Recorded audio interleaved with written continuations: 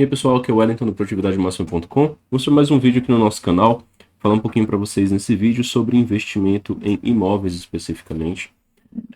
Inclusive, só falando para vocês isso, pessoal, o vídeo tem poucas edições, como vocês podem estar notando. Estou fazendo isso para conseguir produzir vídeo para vocês constantemente. Eu prefiro estar presente aqui do que me ausentar por tanto tempo como fiz nos últimos anos, né? E espero continuar aqui produzindo bastante para vocês. Ao mesmo tempo, né, que o vídeo não tem tanta edição, tento me preparar o máximo possível para poder fazer aqui um bom vídeo para vocês, tá certo? E outra coisa também, algo que eu decidi sobre o canal, né, é que eu vou produzir vídeos de temas que me interessam e não necessariamente só me preocupar com o algoritmo do YouTube. Eu estou falando para as pessoas que querem ouvir. Então minha intenção é sempre lançar um vídeo às 18 horas, né? Então deve ter um vídeo todo dia às 18 horas para vocês, eu deixo programado para que saia nesse horário, para quem está saindo ali do trabalho conseguir colocar no carro, ou no ônibus, ou no metrô, onde estiver ouvindo, e escutar um pouquinho do que eu tenho para falar, e espero que possa ajudar essas pessoas, beleza? Nesse vídeo eu vou falar para vocês sobre um tema que me incomoda um pouco a forma como é apresentado, para ser sincero com vocês, porque eu acredito muito nos fundamentos que eu vou falar aqui agora. E tem muita gente na internet que fala de coisas que não entende, que não viveu, não tem experiência nenhuma, né? É aquela história, são pessoas que falam sobre como dirigir sem ter uma CNH, né? Então é complicado, né? É realmente um cenário bem delicado. E vamos falar sobre compra de imóvel, que é um tema polêmico aí, né? Mas antes de começar o vídeo, eu peço que se você não for inscrito ainda, se inscreva. Por favor, deixe o seu like, comente, compartilhe. Nos apoie dessa forma, a gente está sempre aqui trazendo conteúdo para você. No trabalho, produzir, consome o tempo. Mas eu quero estar mais próximo aí da minha equipe aqui, né? Das pessoas, na verdade, do meu público que escuta. Eu agradeço muito o tempo de vocês, todo o tempo que dedicaram para mim ao longo dos últimos anos. Espero poder retribuir também com atenção e produção aqui de conteúdo dentro do possível, com boa qualidade. Espero que no futuro com mais qualidade ainda para vocês, certo? Então é o seguinte, indo já de cara para vocês, meu ponto de vista é, vale sim muito a pena comprar imóvel, tá? Vale muito a pena comprar imóvel. Qual é a pré-condição para isso? Tem uma pré-condição para isso valer a pena.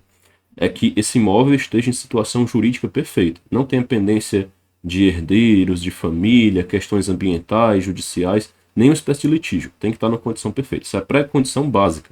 Comprar um imóvel que você não tem capacidade de fazer uma escrituração e um registro adequadamente para você, aí não vale a pena. Não recomendo em situação nenhuma fazer um negócio que tem um problema jurídico.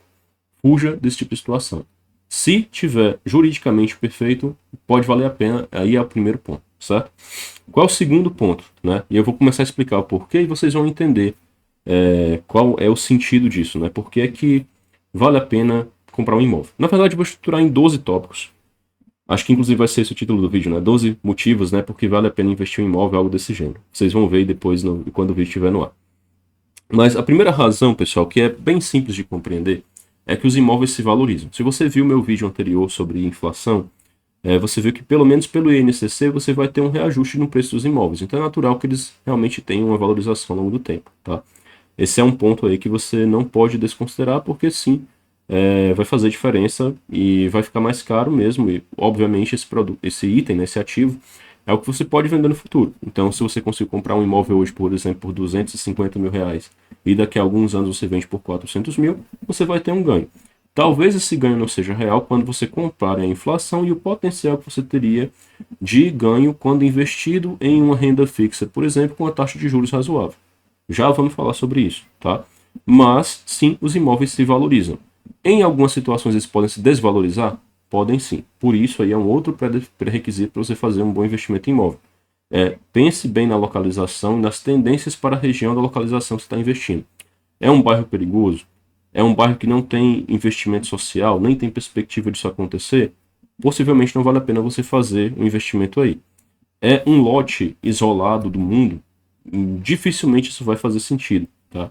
Agora, é um lote, um condomínio fechado de casas numa região com um potencial urbanístico bom, PIB alto, etc., pode valer muito a pena. Inclusive, para quem tem dinheiro e quer investir no mercado de luxo, para comprar e construir nesses ambientes é muito interessante.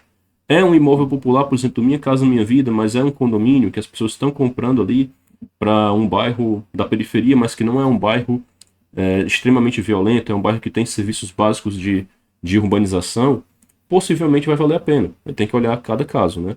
Eu olhando aqui para minha cidade, Fortaleza, por exemplo, há muitas oportunidades interessantes assim. Eu me lembro de quando eu comprei o meu primeiro apartamento. Foi um apartamento que ele não era num bairro ruim, né, de se viver, mas era um bairro considerado periférico, né?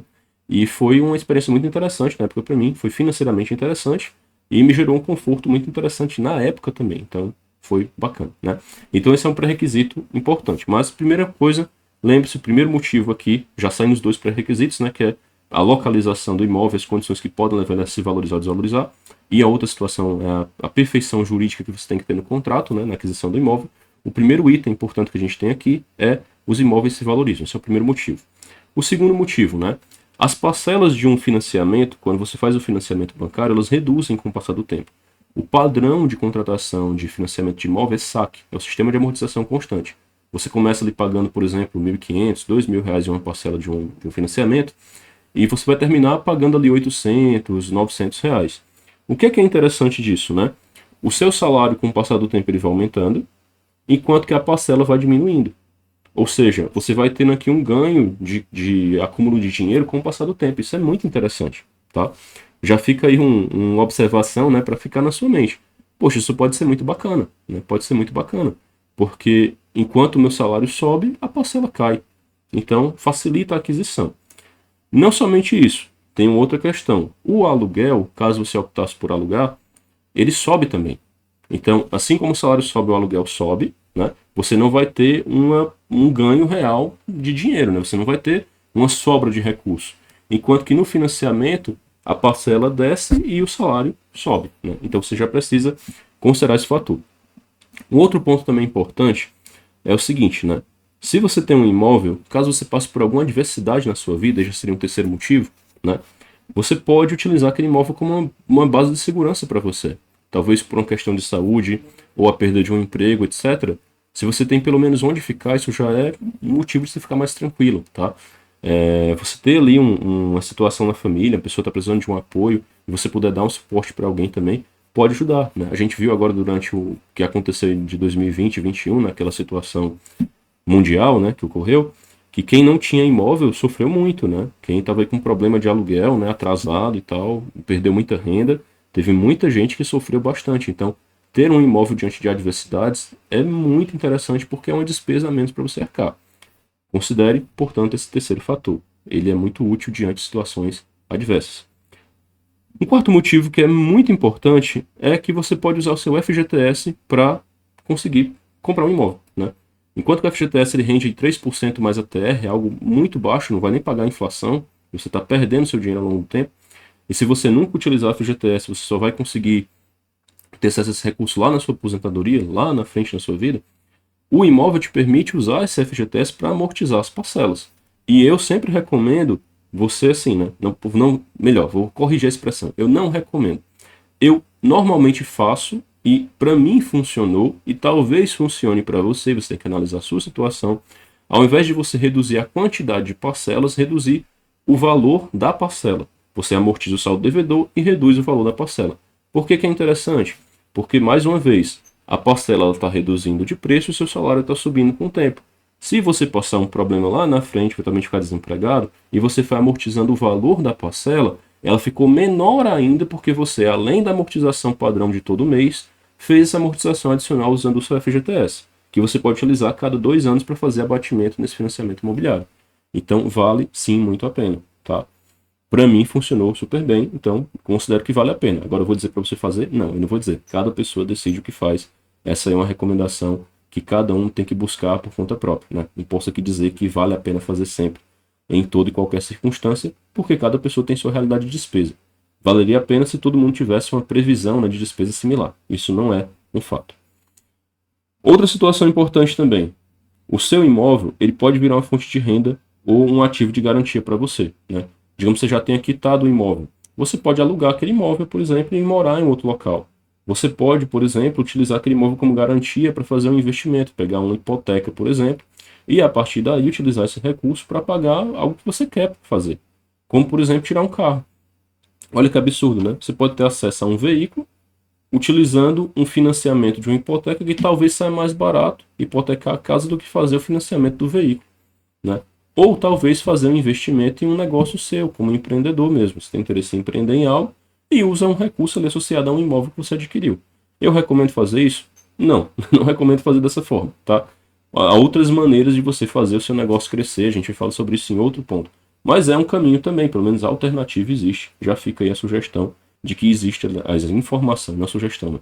De que existe também essa capacidade aí que o imóvel te dá. Esse seria um quinto motivo. Um sexto motivo é que um imóvel ele pode virar um bem de família que é empenhorável. Então, diante de um processo, algo dessa natureza, você não ficaria ao relento. Porque aquele imóvel como bem de família, né, as pessoas, a justiça não iria executar ele contra você. Tá? Então é um ponto aí também para se considerar, isso diante de processos comuns. Né? Pode haver situações aí específicas em que isso não se aplique, mas normalmente, né, o bem de família, por ser empenhorável, você não vai ter problema em execução de dívidas caso você viesse a ter um problema no futuro, como por exemplo um processo de decorrência de uma falência de uma empresa. Tá? Outro ponto importante também, pessoal, é que se criou uma cultura de dizer que imóvel é um passivo, porque você tem despesa para manter um imóvel. Imóvel não é passivo, imóvel é um tipo de ativo, ele é um ativo imobilizado. Dentro da tua carteira de investimento, ele é mais um investimento. Então, o sétimo motivo aqui é não considere imóvel como um passivo. Ele é um ativo, sim. Ele é um tipo de ativo diferente. Ele tem uma valorização associada ao valor do metro quadrado dele, enquanto está valendo ao longo do tempo, né, que isso vai mudando de fato. E ele também tem um dividendo, por assim dizer, que seria o aluguel que você ganha por esse investimento ali. Então, ele não é de forma nenhuma um passivo. Ele seria um passivo se você deixasse ele desocupado. Você comprou e deixou ele parado ali constantemente. Ele ainda assim seria um ativo que estaria se depreciando e não gerando renda. Ainda assim não seria um passivo. Ele lhe geraria despesas todo mês que você não estaria conseguindo suprir por ele estar desocupado. Tá? Aí sim não faria sentido você manter um imóvel nessas condições. Comprou para ficar parado, é óbvio que você está rasgando dinheiro. Tá? Outro ponto também, e aí associado com o anterior, esse é um oitavo ponto, o imóvel ele é mais um investimento dentro da tua carteira de investimento. Né? Por que eu falo carteira de investimentos? Mesmo que você seja uma pessoa que ganhe pouco, um salário mínimo, no máximo 2 salários mínimos, por exemplo, você consegue fazer algum investimento. Você pode colocar dinheiro ali em poupança, em um CDB, em um LCI, um LCA, em um tesouro direto. Você consegue fazer investimentos com qualquer valor, numa poupança, por exemplo, e com um tesouro direto com valores ínfimos, né? A partir de 30, 40, 50 reais você já está depositando ali, né? CDBs também você vai encontrar opções com valores muito baixos, né? Inclusive CDBs de liquidez diária, em bancos digitais você vai encontrar isso também. Então, você pode sim começar a construir algum patrimônio. A partir disso, imagina só, se você tem, por exemplo, 100 reais investido somente, e ele está te rendendo 8% ao ano, quer dizer que em um ano você está ganhando ali 8 reais. Se você tem 1.000 reais, em um ano você vai ganhar 80 reais. Se você tem 10.000 reais, em um ano você ganha 800 reais. Agora você vai pensar assim, poxa, Wellington, eu nunca vou conseguir 10.000 reais. Se você não começar a juntar agora, você não vai conseguir nunca. Mas se você começar a juntar agora, em algum tempo você vai ter 10.000 reais. E quando você chegar nos 10.000, os próximos 10.000 vão ser mais fáceis. Por quê? Porque esse teu 10.000 já está rendendo lá 800 por ano. Se você tiver 20, ele vai render 1.600. Isso considerando uma taxa líquida de 8% ao ano, que é totalmente possível de você conseguir, tá? Totalmente possível. Se você conseguiu chegar num patamar X de investimentos de renda fixa, a partir daí faz sentido você comprar um imóvel. Esse é um outro fator também importante. Se você pega tudo que você tem e coloca no imóvel, aí não faz muito sentido. Por que razão? Porque você vai ficar sem dinheiro líquido, né? Sem capacidade de você pagar contas ali do dia a dia. Você sempre precisa ter uma reserva mínima de emergência, sempre precisa ter algum dinheiro ali aplicado em renda fixa, que é importante, porque além da tua reserva, esse capital em renda fixa vai te ajudar a construir um pouco de patrimônio. E aí sim, um terceiro investimento que é interessantíssimo de se ter seria o imóvel, né? Você não precisa ter rios de dinheiro para isso, mas precisa ter alguma coisa acumulada para poder dar um passo inicial. Algumas exceções podem ocorrer, né? Algumas pessoas ali que têm acesso a condições muito específicas, como benefício do Minha Casa Minha Vida, etc., talvez podem ter uma opção de talvez não ter um investimento em renda fixa, ter só algum fundo de reserva, né? Algum recursozinho para emergências, um fundo emergencial, e ter um investimento no imóvel que conseguiu em uma condição muito especial, muito interessante de se obter. Então, veja esse ponto como um ponto também para se considerar. Mas, dentro do contexto de uma pessoa que já tem um patamar X de recursos, talvez ali 50, 60 mil reais de recursos, ter um imóvel interessante como uma estratégia, inclusive, para mitigar risco de investimentos maiores. Por exemplo, você tem 100 mil reais, né? E ao invés de você deixar só os 100 mil reais ali no banco, você pega um pedaço desse recurso, né, e utiliza para adquirir um imóvel, por exemplo, e vai utilizando ali FGTS, etc., que você já tem acumulado nesse processo. Qual vai ser a consequência disso? Obviamente, ao longo do tempo, você vai ter, além dos recursos financeiros, também um imóvel como um ativo adicional na tua carteira. Ele ajuda a mitigar riscos, tá? Porque o imóvel ele vai ter outros indicadores associados à valorização ou desvalorização dele, eventualmente, do que aqueles que se aplicam sobre os teus investimentos em renda fixa.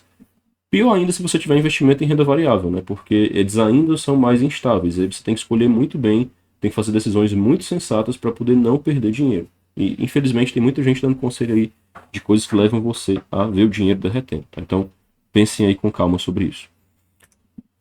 Um nono ponto é o seguinte, né? O aluguel ele tem custos invisíveis, como por exemplo você fazer mudança constantemente, né? Tem gente que muda a cada ano, a cada 2 anos está se mudando. Você tem despesa de mudança que não é barato. Você tem despesa também de perda de mobília, de reforma do imóvel que você vai. Às vezes nem sempre você consegue recuperar isso. Então, isso não é necessariamente barato, tá? Na verdade, é uma despesa considerável. Não é normal uma pessoa alugar um imóvel e ficar ali 5, 10, 15, 20 anos, né? Normalmente quem trabalha, quem mora de aluguel, né, acaba se mudando com uma certa constância. Não sei qual é o dado médio disso, mas pelas pessoas que eu conheço, assim, acredito que a cada 2, 3 anos no máximo a pessoa está mudando de imóvel, né? É raro quem não faz isso, quem passa muito tempo em um local só alugado. E isso sim é considerável, é um custo aí para se ponderar. Outro ponto também para você considerar é que, dependendo do padrão de vida que você aceite ter, você pode conseguir um imóvel com uma parcela mais barata do que o valor de um aluguel daquele mesmo imóvel, né? De um imóvel em outro local, na verdade. Talvez você pense assim, poxa, eu queria comprar um imóvel de 500 mil reais, o aluguel está custando aqui 2 e pouco por mês. Mas se eu aceitar morar num apartamento que custa 180 mil ou 250 mil, talvez esses 2 mil reais que eu pago de aluguel, ele poderia virar a parcela desse imóvel. E daqui a um tempo esse imóvel vai ser meu. Ou seja, por você aceitar reduzir um pouco o padrão de vida para se encaixar dentro de algo que você pode pagar, você teria acesso a um imóvel que se encaixa no seu orçamento. A consequência disso é que você vai ter um bem que, ao invés de ser uma despesa que você está gastando e você não tem retorno nenhum, que é o aluguel, o dinheiro está indo embora para sempre, você está pegando esse recurso e transformando ele em algo que vai ser um ativo para ti no futuro. A escolha é, poxa, eu aceito não ter essa qualidade de vida de um imóvel de 500 mil reais para viver em um de 250 mil, e esse recurso que eu tenho aqui de 250 mil, aliás, é um recurso que eu não tenho, né? Mas essa parcela que eu pagaria de aluguel, eu aceito pagar ela como algo de um financiamento, né? Como uma parcela de um financiamento. Aí sim você teria uma condição muito mais interessante, porque você está transformando uma despesa, que é um dinheiro que vai sem volta, em aquisição de um ativo, que é essa parcela aqui do imóvel, que um dia vai ser seu. Óbvio, por uma decisão de optar por reduzir um pouco o padrão de vida, né? E eu falo isso, pessoal, e eu sei que para muitas pessoas pode parecer estranho, mas tem pessoas que ganham salários muito bons, né? Salários aí de 9, 10, 15 mil reais, que vivem de aluguel, pagam em seus 4, 5 mil de aluguel por mês. Uma pessoa numa situação dessa, se ela optasse, ao invés de pagar 4 ou 5 mil de aluguel por mês, em comprar um imóvel com uma parcela de 3.500, para ela já seria interessante, olhando uma ótica puramente financeira, né? Aquele imóvel que ela está adquirindo sai mais barato do que a parcela que ela paga no aluguel. Então, acho que não precisa explicar muito por que faria sentido nessa situação. Outro ponto também é que, dependendo da sua situação econômica, inclusive, você pode rentabilizar o imóvel alugando parcelas dele, como, por exemplo, alugando um quarto para alguém. Pode ser um familiar, pode ser um amigo, né? Dependendo do imóvel, se assim for permitido, né? Pode até fazer Airbnb, né? Se não tiver nenhum problema no condomínio, por exemplo, caso seja um imóvel no condomínio. Você pode alugar para Airbnb, né? E dar um suporte para alguém, né? Ou outras formas de você fazer esse aluguel, né? Como uma maneira de ter uma renda extra. Então você pode rentabilizar o imóvel mesmo você morando dentro dele ainda. É uma possibilidade. Sempre ponderando questões como segurança, assim por diante. Você sempre tem que se preocupar com isso, né? Esse aí já seria um 11º motivo. E por último, 12º, e eu acho que esse ele concretiza tudo que a gente conversou até aqui. Você vai envelhecer um dia, você vai perder capacidade de gerar dinheiro, né? Se você é um assalariado e não é funcionário público, você sabe que vai ter uma perda muito grande de renda lá no futuro, porque você vai estar ali no máximo no teto do INSS, e a gente sabe que é quase impossível atingir o teto do INSS. O normal você uma pessoa aposentar-se aí com algo entre um salário mínimo e R$ 3.500, vai ficar algo mais ou menos nesse universo, né? Pessoas que trabalham bastante e ganham, mesmo assim ganham salário mínimo, vai se aposentar com salário mínimo. Quem ganha mais do que isso, talvez ganhando de 7, 8, 9 mil reais, ainda assim quando se aposentar, pelos cálculos do fator previdenciário, vai ficar ali mais próximos dos 3.000, 3.500, 4 mil reais dependendo aí de como foram as contribuições ao longo da vida dela, né? E como ela se encaixa aí dentro também na questão da reforma da Previdência. Ou seja, às vezes você ganha 7 mil reais aqui de salário e você se aposenta e o teu ganho cai de 7 mil para 3,5. Aí você, às vezes, paga 3,5 de aluguel. Olha que situação, certo? Então, a pessoa acaba tendo um choque muito grande porque ela não entende isso. E as pessoas não fazem essas contas, tá? E aí, vem essa questão, né? Eu sugiro sempre planejar o futuro, né? Do meu ponto de vista, imóvel é um investimento interessantíssimo. Ele deveria fazer parte da carteira de investimento de qualquer pessoa que é mais prudente, é mais conservadora aí nos seus investimentos, tá? E assim, além disso, outros ativos também que as pessoas não concordam, eu acredito que são interessantes de se ter, mas imóvel é interessante também, né? Eu creio que muitas pessoas pensam assim ainda, apesar de muitos gurus financeiros aí ficarem dizendo, não vale a pena, né? Invista o seu dinheiro no mercado financeiro, ganhe X% ao ano e vai valer muito mais a pena. Nem sempre é assim. E aí vem o último motivo, que não é um 13º, mas é um motivo para você entender também, né? Porque o imóvel é interessante. Quando se fala que, por exemplo, você vai ganhar uma renda de 8% líquido, 10% líquido, 12% líquido, dependendo da situação da taxa de juros, isso normalmente são investimentos de baixa liquidez. O que significa isso de forma simples? São investimentos que você não consegue converter em dinheiro do dia para a noite. Digamos que você invista num CDB pré-fixado que te pague 12% ao ano, certo? Primeira coisa, você vai pagar imposto de renda, então você não vai receber 12%. Se você ficar aí 2 anos com esse investimento pelo menos, você vai pagar aí 15% de imposto de renda. Ou seja, dos teus 12%, vão ser deduzidos 15%. Você vai ficar ali com mais ou menos 10% líquido, né? Um pouquinho mais de 10% líquido de renda desse teu investimento aí, que eram 12% bruto, tá? Eu sei que falei muitos porcentos aqui, mas enfim, é exatamente isso que eu comentei com vocês aqui, tá? Dito isso, se você conseguir 10% líquido naquele investimento, deixando um ano, você consegue 10% e no outro ano 10% em cima do montante que ficou de um ano para o outro. Tem um detalhe, você não consegue resgatar ou ter acesso a esse dinheiro antes dos 2 anos. Você tem que deixar o dinheiro parado lá.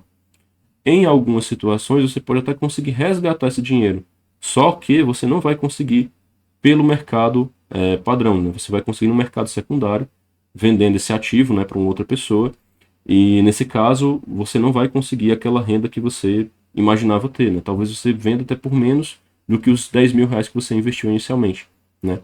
Você vai ter um retorno menor, talvez até uma perda de dinheiro, caso precise resgatar esse investimento antes do prazo, certo? Você pode investir em Tesouro Selic. Digamos que você esteja ali em cima da Selic ganhando 10% líquido no ano, 9% líquido no ano, dependendo de quanto a Selic tiver. Na hora que você precisar, óbvio, você vai pagar os seus impostos, etc, né? Tem que pagar mesmo. E você vai ter acesso àquele valor específico ali. A Selic, nesse sentido, se torna mais interessante. No entanto, é normal que ela não seja a taxa maior que você vai conseguir em termos de rendimento, comparado àquilo que o mercado está pagando por um pré-fixado interessante. Tá? Inclusive, tem investimentos que é Selic mais alguma coisa. Tá? Então, você pode ter rendas melhores nesse sentido. Mas o dinheiro fica ali imobilizado.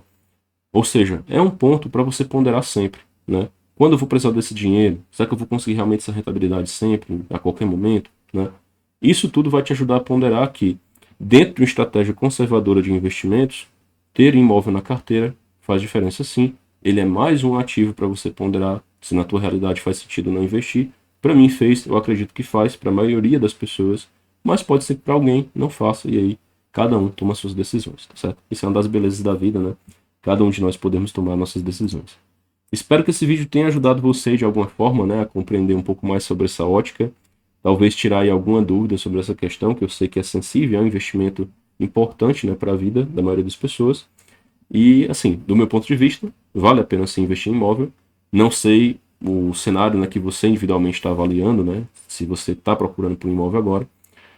Tem muitos fatores para ponderar, como preço, localização, tudo isso que a gente comentou aqui, mas normalmente vale a pena sim, tá? Se você souber fazer essa conta no conjunto dos fatores que a gente conversou aqui agora.